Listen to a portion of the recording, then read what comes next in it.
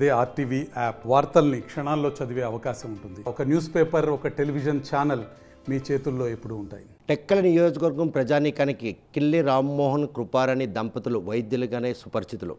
ఆ నమ్మకాన్ని వమ్ము చేయకుండా కిల్లి రామ్మోహన్ చారిటబుల్ ట్రస్ట్ పేరుతో ప్రజలకు మరింత చేరువయ్యారు. వైఎస్ రాజశేఖర రెడ్డి పాదయాత్రకు వచ్చిన తరుణంలో దంపతులిద్దరిని కలిసిందే తడవక పార్టీలోకి ఆహ్వానించారు దివంగత నేత వైఎస్ రాజశేఖర రెడ్డి.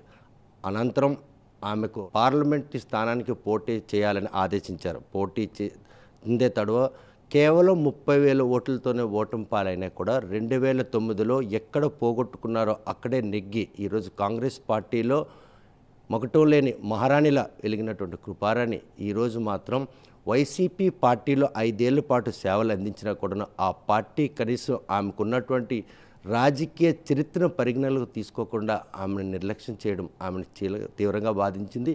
ఈరోజు ఎక్కడైతే కాంగ్రెస్ పార్టీ ఈరోజు విభద్రోహిగా మిగిలిందో ఆ పార్టీని జోసత్వాలు తెచ్చేందుకు రాజశేఖర్ రెడ్డి తని శర్మిల పిసిసి పగ్గాలు చేపట్టడంతో కాంగ్రెస్ పార్టీలో మళ్ళీ చేరి ఆ కాంగ్రెస్ పార్టీకి పూర్వవైపు తెచ్చేందుకు ఆమె ఈరోజు నడుంపిగించారు. ప్రస్తుతం కిల్లి కృపారాణి మాజీ కేంద్ర మంత్రి మనతో ఉన్నారు.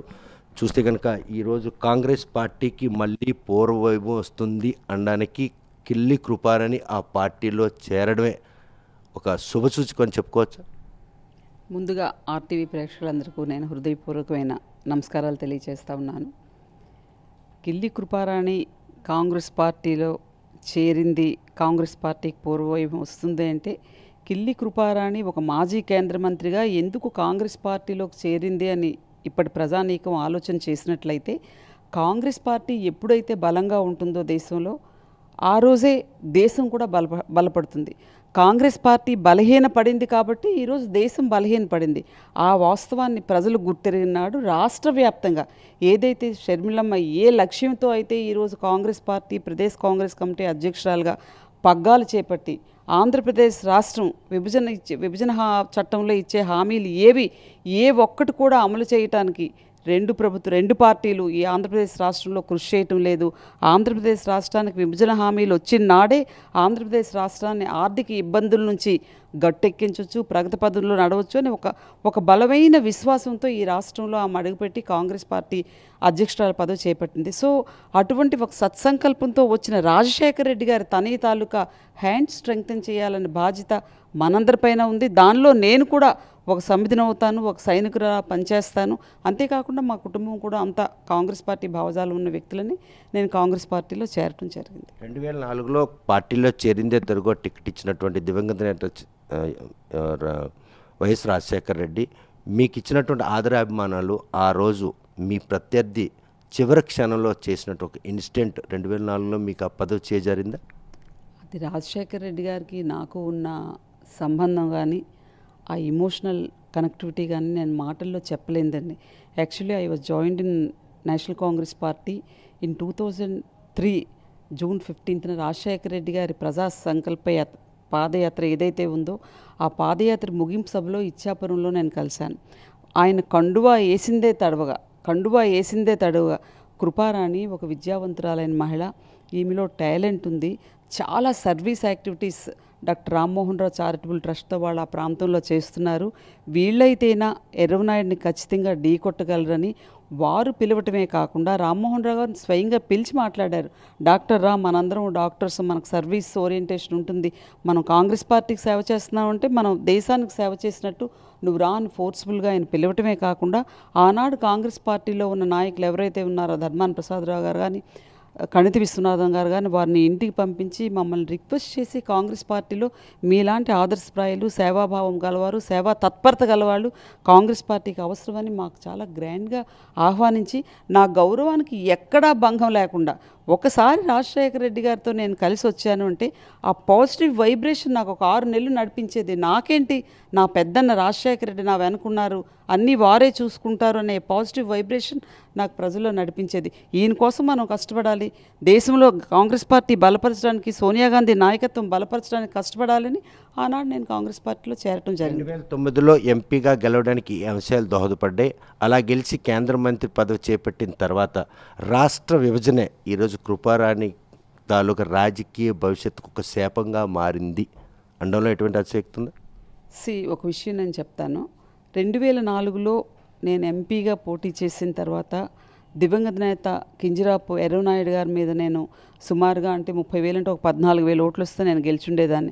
ఆ రోజు బాంబ్ బ్లాస్ట్ అని వాళ్ళు పిక్చరైజ్ చేశారా, అది జరిగిందా, God only knows, I don't want to comment on that.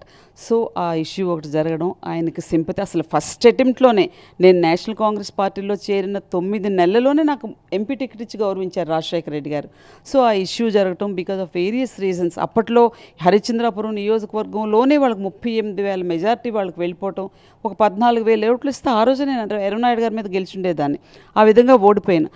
ఓడిపోయిన తర్వాత ద వెరీ నెక్స్ట్ డే నేను బొత్స ఝాన్సీ గారు రాజశేఖర రెడ్డి గారిని కలవడం వెళ్ళిన. తను ఆ రోజు ఎంపీగా ఓడిపోయారు. ఎంపీగా ఓడిపోతే వారు ఇచ్చే ధైర్యమైన మాట ఏంటి తెలుసా? డాక్టర్మా, don't get disappointed, again you will be the candidate as an MP, వెళ్ళు పంచయ్యని 5 సంవత్సరాల ముందర ఓడిపోయిన కింజరాపు ఎర్రనాయుడు మీద 13,000 ఓట్లు వస్తే గెలిచుండే ఈ కృపారాణి ఓడిపోయిన తర్వాత ఒక కాన్ఫిడెన్స్ నాలో ఇన్స్టిల్ చేసి నువ్వు వెళ్ళు జిల్లాలో కష్టపడింది 5 సంవత్సరాల టైం నాకు ఇస్తే రాత్రనక పగలనక జిల్లా అంతా నేను తిరిగి జిల్లాను నేను ఓన్ చేసుకుని కింజరాపు ఎర్రనాయుడు లాంటి ఒక దిగ్గజం మీద 1,00,000 ఓట్ల మెజార్టీతో గెలిచాను. ఆ రోజు నేను గెలిచాను అంటే నేను చేసే హార్డ్ వర్క్.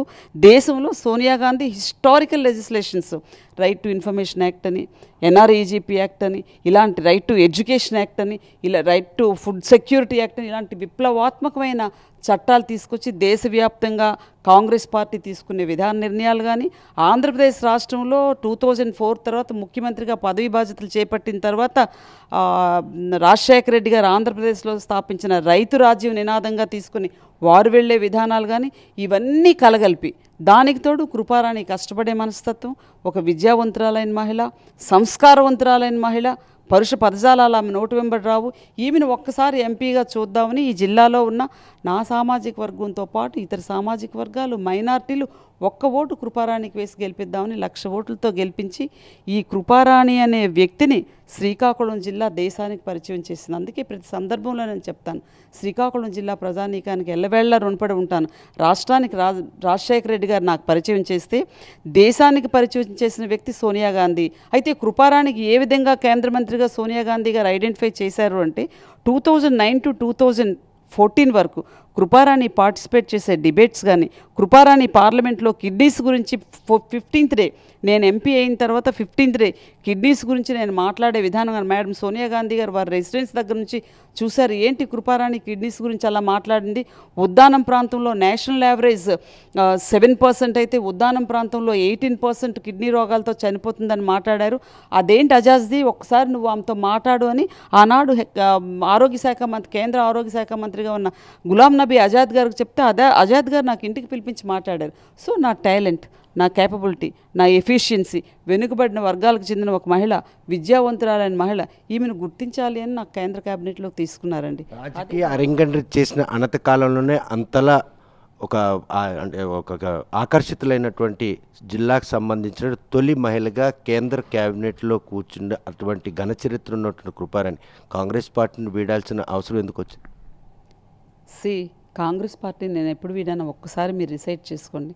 2014లో రాష్ట్ర విభజన అనే నింద, కేవలంగా నింద, ఒక కుటుంబానికి పెద్దగా ఉన్న కాంగ్రెస్ పార్టీ మీద నెట్టేశారు. ఈ సోకాల్డ్ వైఎస్ఆర్ కాంగ్రెస్ పార్టీ వాళ్ళు ఆనాడు ఆర్టికల్ 3 ప్రకారం కేంద్ర ప్రభుత్వానికి అధికారం ఉంది, విభజన చేసుకోండి అంది. తెలుగుదేశం పార్టీ, చంద్రబాబు నాయుడు గారు అటు వరంగల్లో కానీ ఉమ్మడి ఆంధ్రప్రదేశ్ రాష్ట్రంలో ఎక్కడికి వెళ్ళినా నా వల్లనే నేనే విభజన చేయమని చెప్పానని 2 times వారు లెటర్ ఇవ్వటం జరిగింది. మరి భాజపా పార్టీ, భారతీయ జనతా పార్టీ కూడా ఆంధ్రప్రదేశ్ రాష్ట్రాన్ని విభజించడానికి పెద్దమ్మే కాదు చిన్నమ్మ నేను కారణమని దివంగత సుష్మా స్వరాజ్ గారు అన్నారు. అన్ని రాజకీయ పార్టీలు కలగలిపి ఆంధ్రప్రదేశ్ రాష్ట్రాన్ని సర్వనాశనం చేసి దేశానికి పెద్దగా వ్యవహరిస్తున్న కాంగ్రెస్ పార్టీ మీద ఆ నెపాన్ని తోసారు. ఆ విషయం కృపారాణికి క్షేత్రస్థాయిలో తెలియదా? తెలుసు, చాలా ప్రయత్నాలు చేశాం, ఒప్పించే ప్రయత్నం చేశాం. అప్పుడున్న రాజకీయ పరిస్థితులను బట్టి అది జరగలేదు, ఖచ్చితంగా అది జరగలేదు. అప్పుడున్న విభజన వల్ల ఎటువంటి నష్టం కాంగ్రెస్ పార్టీకి జరుగుతుంది అనేది మేము ప్రతి ఒక్కరితో, కాంగ్రెస్ పార్టీ పెద్దలతో మేము చెప్పడం జరిగింది. అయితే నేను అన్నది ఏంటంటే ఈ విభజన తప్పన్నది ఒక్క కాంగ్రెస్ పార్టీయే కాదు, అన్ని రాజకీయ పార్టీలకు ఇది ఈ దోషం ఏదైతే ఉందో అన్ని రాజకీయ పార్టీలు హ్యాండ్ ఉండటం వల్లనే. అయినప్పటికి కూడా కేంద్రంలో కాంగ్రెస్ పార్టీ ఉంది, రాష్ట్రంలో కాంగ్రెస్ పార్టీ, కేవలం కాంగ్రెస్ పార్టీ అధికారుల నేపథ్యంలో విభజన కాబట్టే ఈరోజు కాంగ్రెస్ పార్టీ నాయకులకి పూర్తిగా వారి తాలూకు రాజకీయ భవిష్యత్తు నిర్వీర్యానికి విభజన వారి మీద పడింది. ఇది ఖచ్చితంగా విభజన అనే నిర్ణయం, ఇప్పుడే మీకు చెప్పాను, విభజన అనే నిర్ణయం ఆనాడు యూపీఏ 2 ప్రభుత్వం కాంగ్రెస్ నేతృత్వంలోని యూపీఏ సర్కార్ ఏదైతే ఉందో ఆ యూపీఏ ప్రభుత్వం మీద నెట్టేయటం వలన ఆ పార్టీలో కాంగ్రెస్ పార్టీలో ఉన్న రాజకీయ నాయకులు కొంతవరకు వాళ్ళ రాజకీయ చరిత్ర కనుమరుగైంది, కనిపించిన పరిస్థితి అయింది. అయితే కృపారాణి ఎందుకు మారాల్సి వచ్చింది అని ఇప్పుడు మీరు ఒక క్వశ్చన్ వేశారు. ఆ పని జరిగినప్పటికీ 2014లో కూడా నాకు ఇంతటి గౌరవాన్ని ఇచ్చిన కాంగ్రెస్ పార్టీకు నేను కృతజ్ఞురాలుగా ఉండాలని 2014లో నేను ఎంపీగా పోటీ చేసి డిపాజిట్స్ కోల్పోయినప్పటికీ ఎందుకు కాంగ్రెస్ పార్టీకి ఆదరణ లేదు. కాంగ్రెస్ పార్టీని అన్ని పార్టీలు కలిపి భూస్థాపితం చేసాయి, విభజన అనే బూచిని చూపి కాంగ్రెస్ పార్టీ మీద నెట్టేశాయి. నెట్టేయటం వల్ల కాంగ్రెస్ పార్టీ హస్తం గుర్తు కనిపించకుండా ఈ పార్టీని హోల్గా ఇంకొక పార్టీ కొట్టేసి పేరు మార్చేసింది, కాంగ్రెస్ పార్టీ లేకుండా చేసింది. ఆ నెపం పడిపోయింది. ఇటువంటి పరిస్థితులు ఏవీ లేకుండా 2004 ముందు యాంటీ కాంగ్రెస్గా ఆవిర్భించిన టీడీపీ రాజ్యం ఏలుతున్న రోజుల్లో రాజశేఖర్ రెడ్డి మొక్కవని ధైర్యంతో ఈరోజు ఆ పార్టీకి పురోగమనం తెచ్చారు. కేవలం విభజన పాపమే ఈరోజు కాంగ్రెస్ పార్టీ నేతలందరూ కూడాను తమ స్వార్థం కోసం పార్టీ వీడారు. మళ్ళీ దశాబ్ద కాలం తర్వాత ఆ పార్టీకి ఆకర్షితులు అవుతున్నారు. అంటే నిన్న ఆ పార్టీని మీద అక్కస లేకపోతే రాజకీయ మనుగడ ఏమన్నా ఉండదన్నటువంటి ముందు జాగ్రత్త చర్యగా పార్టీ మారాల్సి వస్తుంది. ఒక్కటండి, రాజకీయాల్లో ఉండేవాళ్ళం దేనికి వస్తాం? నేను ఒక వైద్యురాలుగా ఉండేదాన్ని. వైద్యురాలుగా ఉండేటప్పుడు ఒక పరిమితమైన ప్రాంతానికి నేను వైద్య సేవలు అందించగలను. ఇదే కృపారాణి రాజకీయాల్లోకి వస్తే విస్తృతంగా మా సేవలు అందించాలని ఒక సత్సంకల్పంతో వస్తాం. సో ఒక రాజకీయ పార్టీ నుంచి ఇంకో రాజకీయ పార్టీకి ఎందుకు మారుతాం? నేను ఎందుకు వైఎస్ఆర్ కాంగ్రెస్ పార్టీకి వెళ్ళాను? The whole Congress team was in YCP. So నేను వైసీపీలో ఉన్న ఈ 5 సంవత్సరాలు పరాయి పార్టీకి వెళ్ళినట్టు అనిపించలేదు. ఇదే కృపారాణి బజాపాకో తెలుగుదేశంకో వెళ్తే అత్తవారింటికి వెళ్ళినట్టు ఉండేదేమో.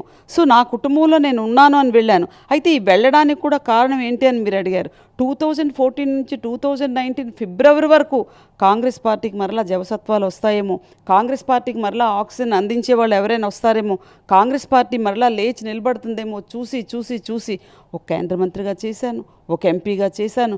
నన్ను నమ్ముకుని ఉన్న క్యాడర్ ఉన్నారు, వాళ్ళకి ఏదైనా చేయాలి అంటే I have to do something. నేను వాళ్ళని విడిచిపెట్టకూడదు. నా కోసం వాళ్ళు నిద్రాహారాలు మాని కష్టపడ్డారు. సో వాళ్ళని నేను ఆదుకోవాలి. వాళ్ళని నేనే కాదు, నాలాంటి వాళ్ళు ఎంతోమంది కాంగ్రెస్ నాయకులు. పనితీరుని మెచ్చిన వైసీపీ ప్రభుత్వం పార్టీ ఏదైతే ఉందో 2016లో మీకు ఆహ్వానం ఇచ్చింది, నిజమేనా?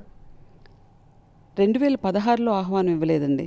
ఇట్ వాజ్ ఇన్ 2014లో జగన్మోహన్ రెడ్డి గారు ఈ ఉద్యమాలు పోరాటాలు చేసేటప్పుడు నేరుగా ఆయనే నాకు కాల్ చేసి, నేను యూనియన్ మినిస్టర్గా ఉన్నాను, నేరుగా ఆయనే నాకు కాల్ చేసి కృపమ్మ నువ్వు వచ్చి పార్టీలో జాయిన్ అవ్వమ్మా, you have a special face in my heart అని వారు అన్నారు. అయితే నేను అన్నాను, సార్ మీరు ముఖ్యమంత్రి కావాలి అని కోరుకునేవారిలో నా రాజశేఖర రెడ్డి గారు తనయుడిగా ఆంధ్రప్రదేశ్ రాష్ట్రంలో ఫస్ట్ 10లో నేను ఒకదాన్ని ఉంటాను. కానీ నాన్నగారు దివంగత నేత వైఎస్ రాజశేఖర రెడ్డి గారు నాకు రాష్ట్రానికి పరిచయం చేశాడు. నా తల్లి సోనియా గాంధీ నాకు దేశానికి పరిచయం చేసింది. అటువంటి మహాతల్లి గురించి ఒక్కసారైనా ఆమె గురించి నేను రుణం తీర్చుకోవాల్సిన అవసరం ఉంది. నా మనసు చెప్తుంది, ఈరోజు నువ్వు కాంగ్రెస్ పార్టీని, కన్నతల్లి లాంటి కాంగ్రెస్ పార్టీని వీడి వెళ్తే కన్నతల్లికి నువ్వు వెన్నుపోటు పొడిచావని రోజు నా మనసు నాకు చెప్తుంది. సో నా అంతరాత్మ ప్రబోధించేదాన్ని నేను మీ ముందర ఉంచాను. నేను రాలేను సార్ అని నేను 2014లో చెప్పాను. ఇప్పటి సీఎం నాడు జగన్మోహన్ రెడ్డి గారు వైఎస్ఆర్ కాంగ్రెస్ పార్టీ అధ్యక్షులుగా దానికి సమాధానంగా ఏమన్నారంటే, ఇప్పుడు వచ్చి పోరాటాలు ఉద్యమాలు చేస్తే కదా కృపమ్మ మరి నువ్వు నిలదొక్కోగలవు అని వారు అనటం కూడా జరిగింది. 2014లో వారు పిలవటం జరిగింది.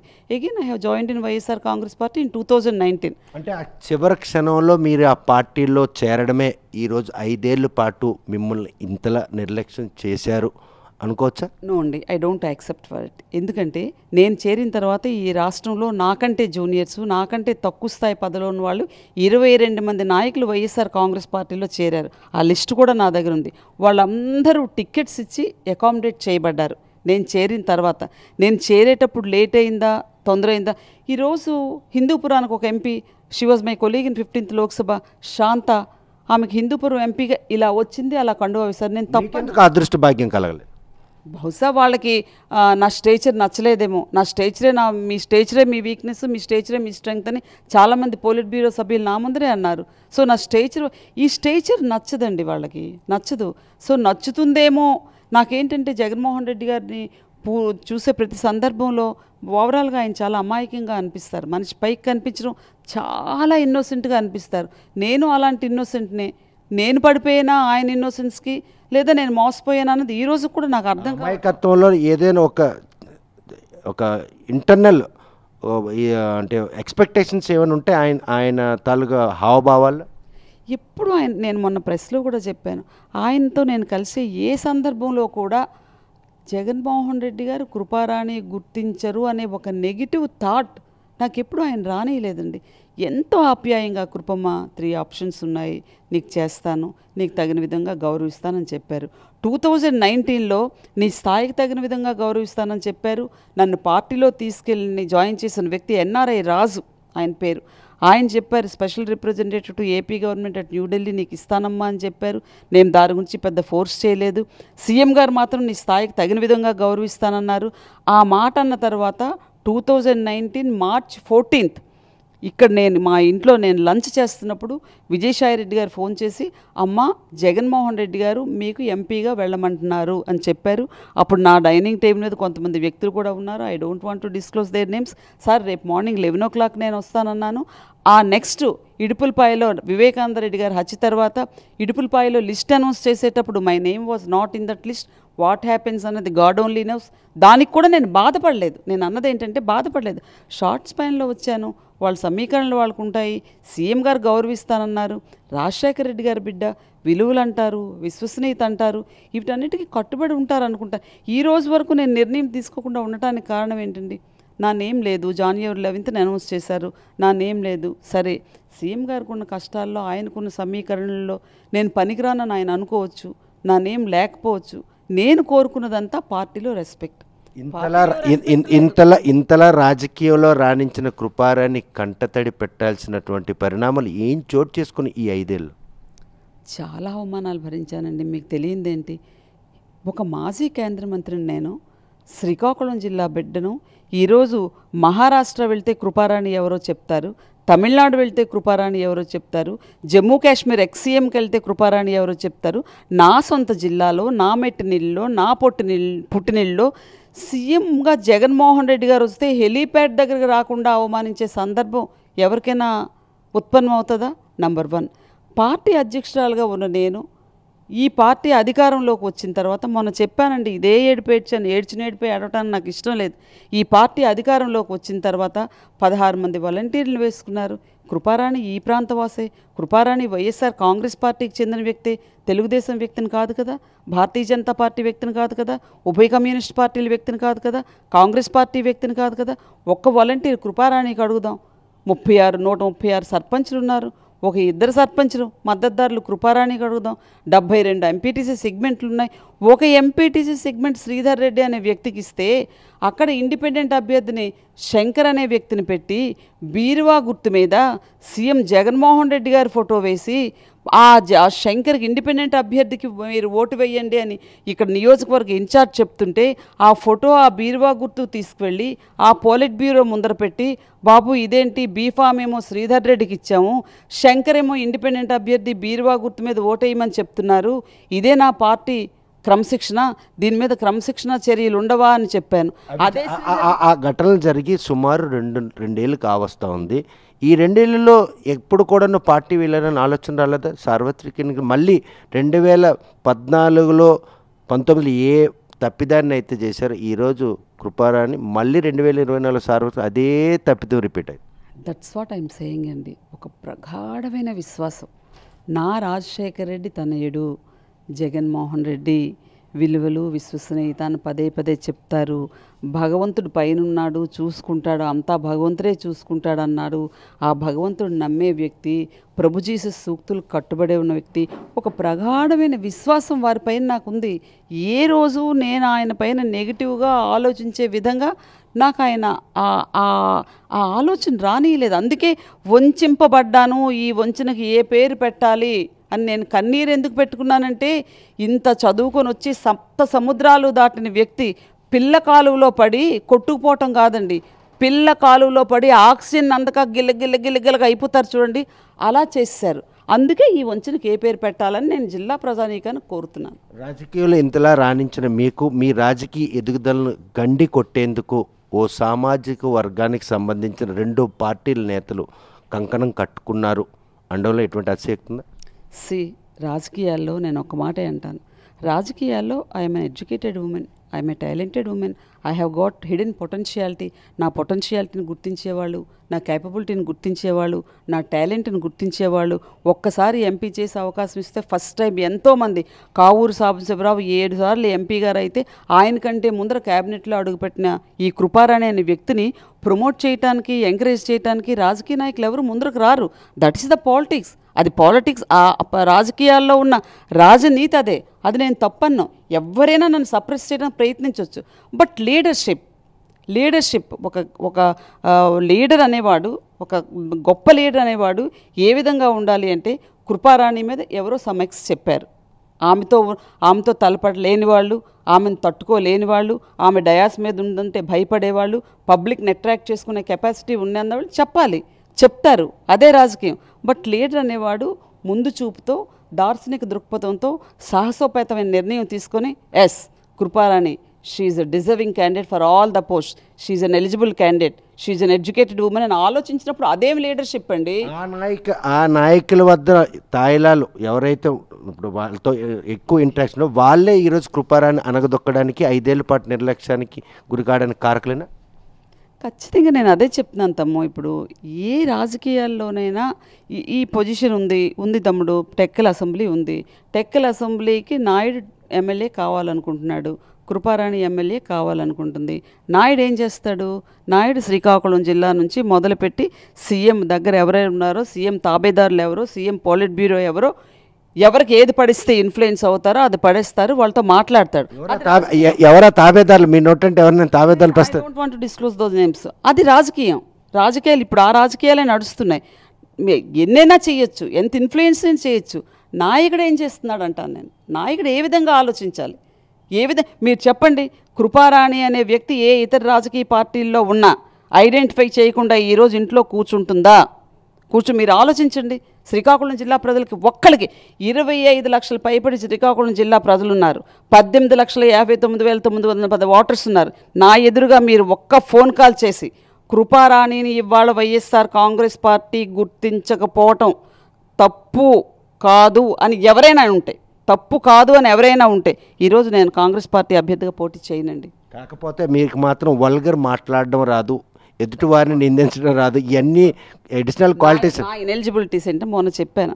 ప్రతి రాజకీయ పార్టీకి ఆ రాజకీయ పార్టీ రాజ్యాంగం ఉంటుంది. కాంగ్రెస్ పార్టీ రాజ్యాంగం ఏంటి? దేశ సమైక్యత, సమగ్రత, లౌకికవాద పరిరక్షణ, పేదరికాన్ని నిర్మూలించడం, దోపిడీ విధానాన్ని అంతమొందించడం, పేదలను ఆదుకోవడం. భారతీయ జనతా పార్టీ అర్థం ఏంటి? అది ఒక మతతత్వ పార్టీ. మతతత్వ శక్తులు విష ప్రచారాన్ని తిప్పికొట్టడానికి కాంగ్రెస్ పార్టీ పుడితే, ఒక హిందుత్వాన్ని పునాది మీద, ఆ భావజాలం మీద ఈరోజు భాజపా పార్టీ ఉంది. ఇంకొన్ని ప్రాంతీయ పార్టీలు ఉంటాయి. ఆ ప్రాంతీయ పార్టీల్లో రాజ్యాంగం ఒకలా ఉంటుంది. వైఎస్ఆర్ కాంగ్రెస్ పార్టీలో ఒక డిఫరెంట్ రాజ్యాంగం. నేను ఆ రాజ్యాంగాన్ని చదవకుండా పార్టీలో జాయిన్, అది పెద్ద తప్పు. నేను చేసిన తప్పు ఏంటంటే, పార్టీలో చేరేటప్పుడు వెదర్ ఇట్ ఈస్ ప్రాంతీయ regional party or national party రాజ్యాంగాన్ని క్షుణ్ణంగా అర్థం చేసుకోవాలి. వైఎస్ఆర్ కాంగ్రెస్ పార్టీలో అందరూ అని నేను అంటం లేదు, విద్యావంతులు పనికిరారు, పెద్ద స్టేచర్ ఉన్నవాళ్ళు పనికిరారు, డామినేటింగ్ క్యారెక్టర్స్ ఉన్నవాళ్ళు పనికిరారు, విలువలతో ఉన్నవాళ్ళు అంతకన్నా విలువలు, విశ్వసనీయత, ప్రిన్సిపల్స్ ఉన్నవాళ్ళు పనికిరారు, సంస్కారవంతులు అంతకంటే పనికిరారు, టాలెంట్, క్యాపబిలిటీ ఉన్నవాళ్ళు పనికిరారు, సీనియర్స్ వాళ్ళకు ఒక పూజిక పుల్లా తీసి పడేస్తారండి. ఇది మాత్రం వాస్తవం. 5 ఏళ్ళు అయితే కానీ ఈ లోపాలు మీకు తెలియలేదా? అర్థం కాలేదు, మోసపోయాను, వంచింపబడ్డాను. జగన్మోహన్ రెడ్డి గారు ఇప్పటికి కూడా నా కళ్ళలో కనిపిస్తుంది అమాయకంగా. అమ్మ కృపమ్మ బాగున్నావా, అన్న బాగున్నాడా, విక్రాంత్ బాగున్నాడా, క్రాంతి బాగున్నాడా అంటే ఒక్కసారి నేను అలా ఎక్సైట్ అయిపోయి ఒక యుఫోరిక్ స్టేట్లోకి వెళ్ళిపోయి, నాకేంటి నా తమ్ముడు నా వెనుకున్నాడు, వీళ్ళెవరు ఎన్ని చేసినా నమ్ముతాడా అని నేను మోసగింపబడ్డాను. ఆ చేష్టలు చూస్తే చిల్లంగి అంటే చేతబడి గుర్తుకొస్తుందా ఆయన తాలూ హావభావాలు? నేను అంత పెద్ద మాటలనండి, అది నాకు అవసరం లేదు. ఆయన అమాయకంగా కనిపించే రూపం వెనుక నాకు నా రాజశేఖర రెడ్డి గారు కనిపించేవాళ్ళండి. నా రాజశేఖర రెడ్డి కనిపించేవారు. రాజశేఖర రెడ్డి విలువలు విశ్వసనీయత ఉన్న వ్యక్తి తన తనయుడిగా తనకు కూడా వస్తుంది. నన్ను ఖచ్చితంగా నేను కల్లో కూడా ఊహించలేదు. 3 months నుంచి నేను ఇది నిజమా రాత్రి పడుకునేటప్పుడు ఇది వాస్తవమే, నా కృపారాణి నా జగన్మోహన్ రెడ్డి గుర్తించలేదు అని స్టిల్ ఇంకా నాకు అనుమానం ఉండేది. నేను అంత మోసగింపబడ్డాను. ఇది ఒక విధమైన వంచనండి. మీకు నచ్చిన పేరు పెట్టుకోండి ఈ వంచనకి. తనయుడి దొరకనటువంటి గౌరవం ఇవాళ తనయ్య దగ్గర దొరుకుతుంది. తండ్రి ఆశీస్సుల కోసం కాంగ్రెస్ పార్టీ కనుమరుగైన ఈ రోజులో దశాబ్ద కాలం తర్వాత ఆంధ్రప్రదేశ్ కాంగ్రెస్ పిసిసి పగ్గాలు చెప్పిన షర్మిల దగ్గర అటువంటి పూర్వ ఘనత మీకు లభిస్తుంది. తండ్రి బాటలో నడిచినటువంటి ఆ ఘన ఆర్జన కోసం ఈరోజు ఆమెకి అండగా నిలవడానికి ఈరోజు కాంగ్రెస్ పార్టీలో అండగా నిలవడానికి కారణం ఏంటంటే ఆమె వైఎస్ఆర్ కాంగ్రెస్ పార్టీ ఈరోజు రాష్ట్రంలో జెండా ఎగిరివేసి ముఖ్యమంత్రి గారు జగన్మోహన్ రెడ్డిగా ఉన్నారు అంటే ఆయన కష్టాల్లో ఉన్నప్పుడు, ఇబ్బందుల్లో ఉన్నప్పుడు ఆయన రక్తం పంచుకొని ఆయన మిగిల్చిన రక్తంలో పుట్టిన వ్యక్తిగా షర్మిలమ్మ ఆంధ్రప్రదేశ్ రాష్ట్రంలో 3200 కిలోమీటర్లు పాదయాత్ర చేసిందండి. ఎండం లేదు, వాడం లేదు, కాళ్ళు బొబ్బలెక్కిపోయి భర్తను విడిచిపెట్టింది. భర్త ఒక పక్క క్రైస్తవ మత ప్రచారకుడు, ఆయన ఎక్కడో విదేశాల్లో ఉంటే 2 బిడ్డలను విడిచిపెట్టి, భర్తను విడిచిపెట్టి, ఇంటిని విడిచిపెట్టి, కాళ్ళు బొబ్బలెక్కిపోతే అన్నను రక్షించుకోవాలి, ఫ్యాన్ గుర్తును రక్షించాలి, మరలా అన్నను ముఖ్యమంత్రి చేయాలని తను కష్టపడిన తర్వాత తను ముఖ్యమంత్రి చేశారు. ముఖ్యమంత్రి అయిన తర్వాత తనకి ఏ పార్టీ గౌరవం దక్కిందో మనం చూసాం. అక్కడి నుంచి అది కాదమ్మా చెల్లి నువ్వు తెలంగాణ వెళ్ళు, వాదార్పు చెయ్యి అన్నారు. వాదార్పు చేసింది. అక్కడి నుంచి వచ్చింది బై బై బాబు అని క్యాప్షన్తో నువ్వు రాష్ట్రం అంతా తిరగమ్మా అన్నారు. బై బై బాబు అంటే ఆ రాజశేఖర రెడ్డి నిలువెత్తి నిదర్శనం. ఆమెలో ఆ రాజశేఖర రెడ్డిని చూసి ప్రజలు విశ్వసించారు. తనకేం జరిగింది? అన్యాయమే జరిగింది.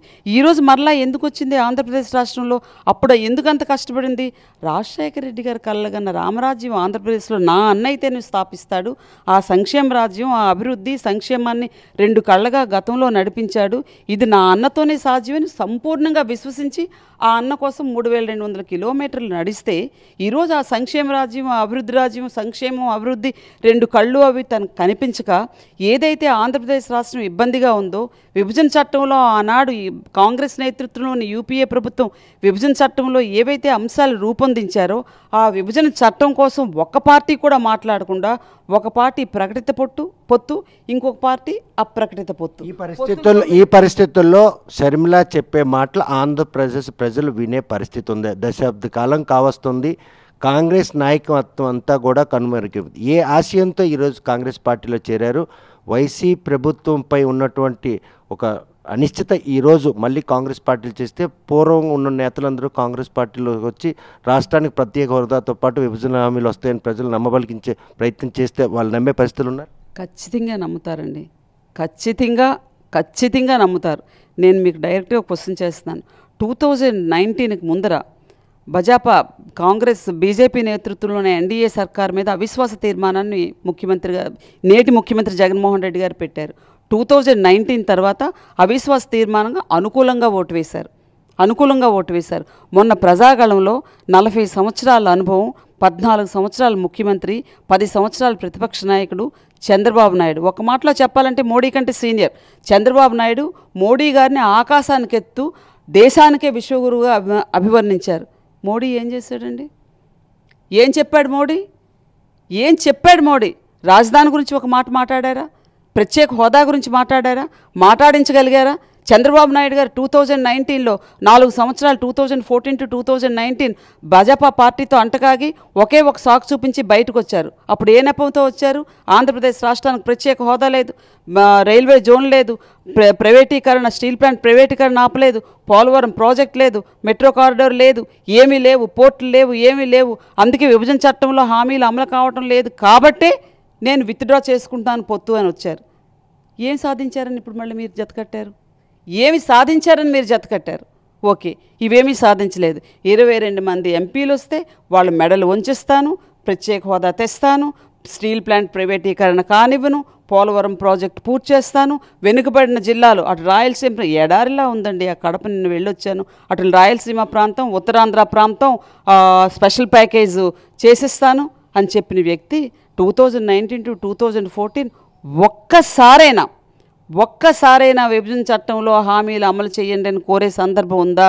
ఈ 22 మంది ఎంపీలు వెళ్ళి మోడీ గారి కాళ్ళ దగ్గర మోకరిల్లారే తప్పితే ఒక్కళ్ళు మాట్లాడారు విభజన చట్టంలో హామీ? కేంద్రంలో బీజేపీ, ఇక్కడ రాష్ట్రంలో టీడీపీ, వైసీపీ చేస్తున్నట్టు ఆకృతిలో ఆంధ్రప్రదేశ్ పూర్తిగా అప్పుల ఆంధ్రప్రదేశ్గా మారిపోతున్న ఈ తరుణంలో షర్మిల రాక మళ్ళీ ఈ రాష్ట్ర ప్రజలకు ప్రత్యేక హోదాతో పాటు విభజన హామీలు అమలు అవుతాయన్నారు. 2024లో కాంగ్రెస్ పార్టీ కీ రోల్ ఎలా ఉండబోతుంది? ఏ పార్టీకి ఈరోజు పూర్తిగా భూస్థాపితం చేసిన కాంగ్రెస్ పార్టీ ప్రజల్లో మళ్ళీ పూర్వ విభజన దోహదపడు? భూస్థాపితం అనే మాట నేను ఒప్పుకోనండి.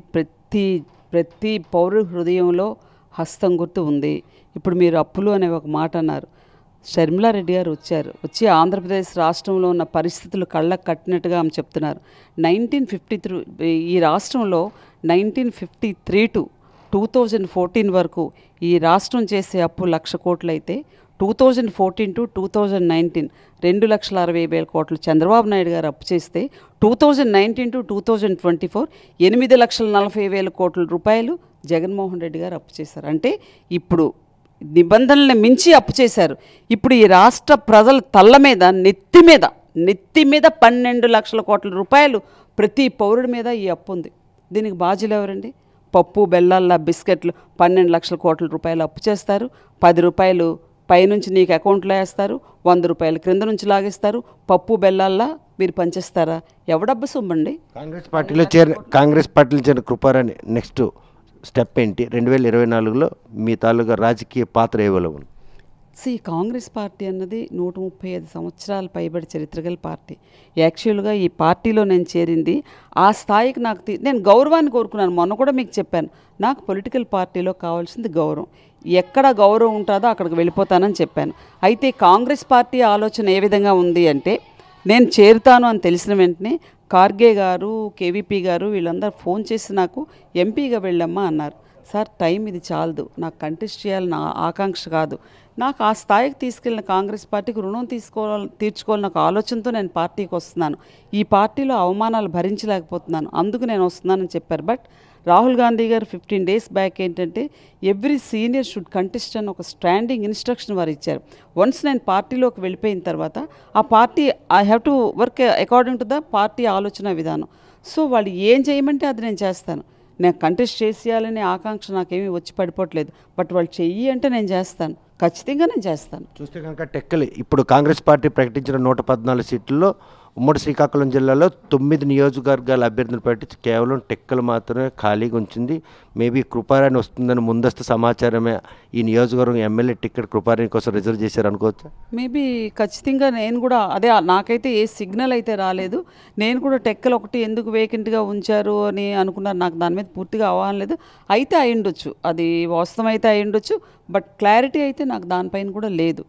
ఈరోజు రాష్ట్రంలో 2024లో వైసీపీ రైతు ఆంధ్రప్రదేశ్ కోసం ఉమ్మడి అంటే 3 పార్టీలు పొత్తులు కుదుర్చుకొని ఇప్పుడు కూడా అభ్యర్థులకు పేర్లు ప్రకటించిన స్థితిలో ఉంది.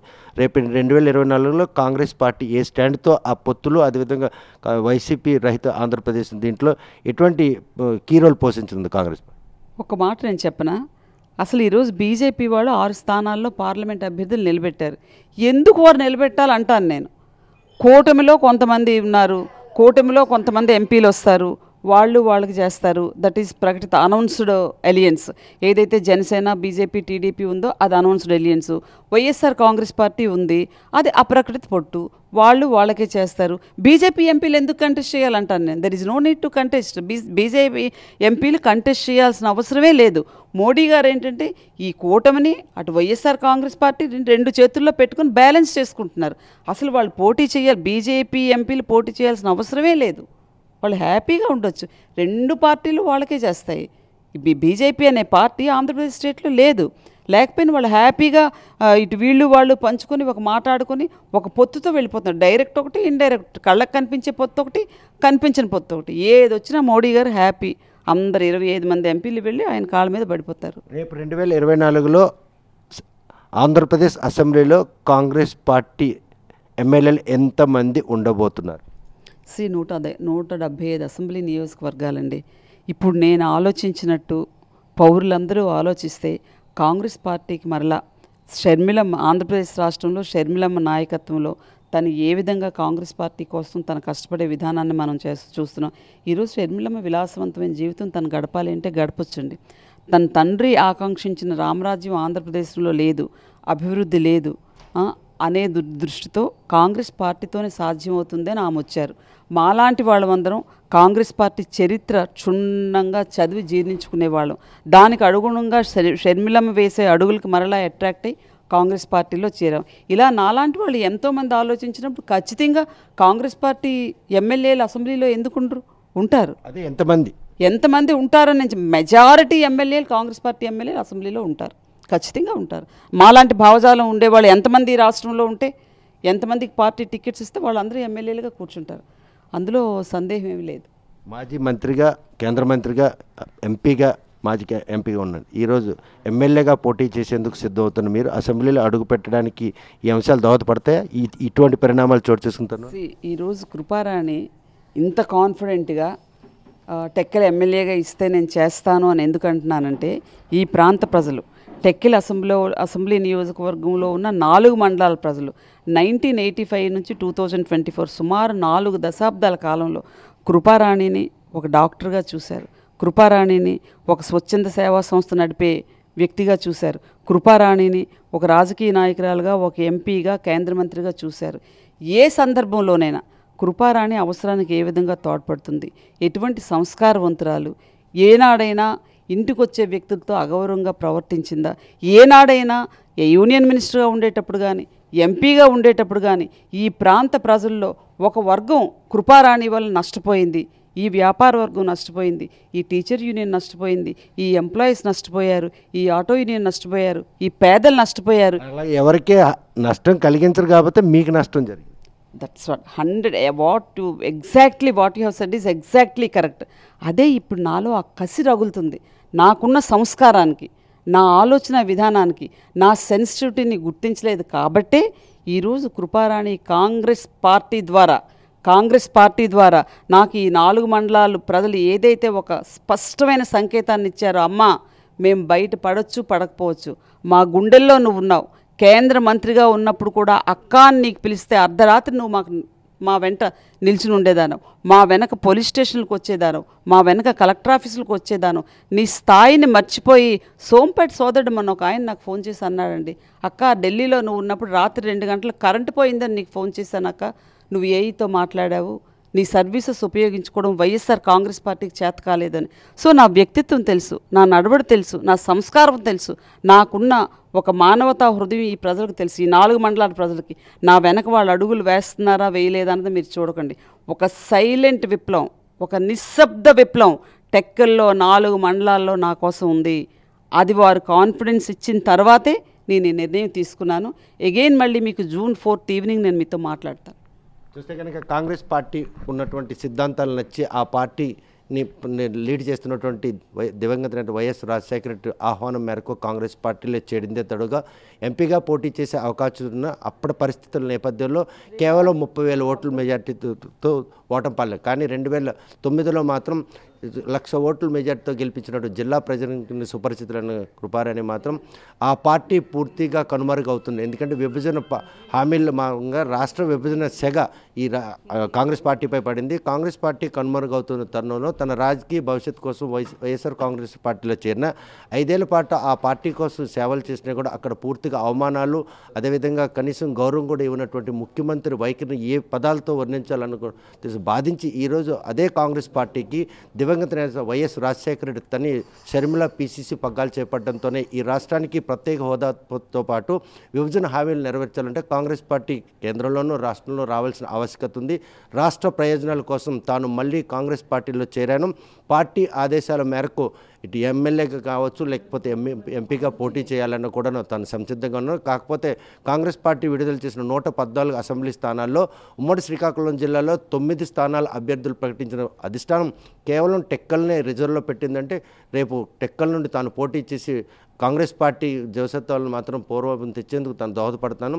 మళ్ళీ రాష్ట్రంలో కాంగ్రెస్ పార్టీ రావాలి, ఈ రాష్ట్రం బాగుపడాలంటే కాంగ్రెస్ పార్టీ పాలనే ఈ రాష్ట్ర ప్రజల పాలిట ఒక శుభసూచకం అని చెప్పేసి ఆమె స్పష్టం చేస్తారు. వీడియో జర్నలిస్ట్ రామకృష్ణతో సత్యం, RTV శ్రీకాకుళం. మరిన్ని వీడియోస్ కోసం ఛానల్ ని సబ్స్క్రైబ్ చేయండి, లేటెస్ట్ అప్డేట్స్ కోసం వాట్సాప్ ఛానల్ ని ఫాలో చేయండి అండ్ లింక్ డిస్క్రిప్షన్ లో ఉంది.